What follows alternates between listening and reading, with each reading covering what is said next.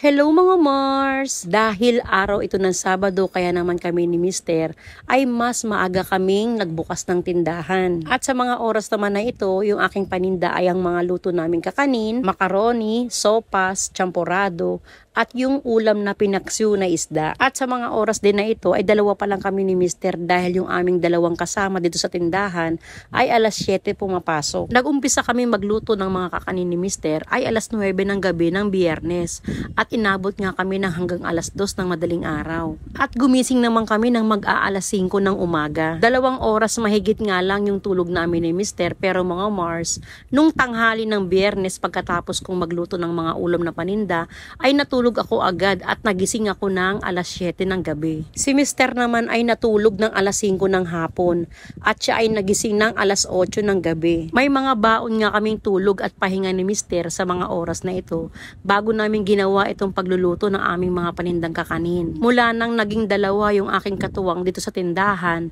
ay mas nagkaroon kami ng panahon at oras para matulog at magpahinga ni Mister. Yun ay kung wala kaming mga lakad pagkatapos namin magluto ng mga ulam.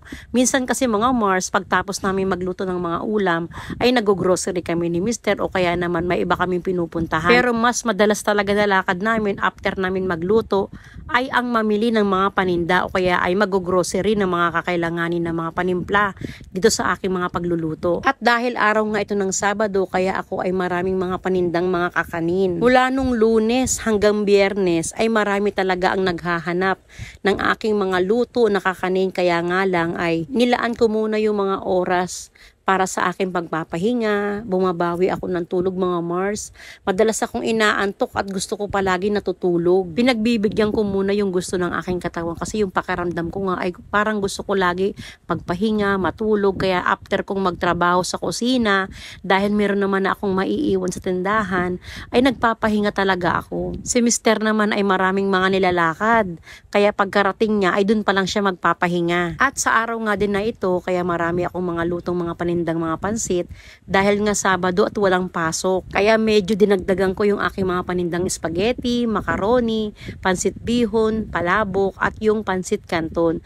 Ganun na rin yung aking sopas at yung champorado. At isa rin sa naobserbahan ko mga Mars, nung nakaraang linggo sabi ko nga ay matumal, pero mula nitong Lunes hanggang Friday ay mas matumal kung ikukumpara nung nakaraang linggo. Pero nitong araw na ito, Sabado, ay binawian ko talaga yung tumal mga Mars. Dinamihan ko talaga yung aking mga paninda kasi nakakasiguro ako na walang pasok at mabili ang paninda. At sa mga katulad natin na manininda mga Mars, kapag ganito ang takbo ng paninda mo, nakabenta ka, syempre isa lang yan. Magpapasalamat tayo sa Diyos dahil bumenta tayo at higit sa lahat yung kalakasan na meron tayo para magawa yung ating mga trabaho.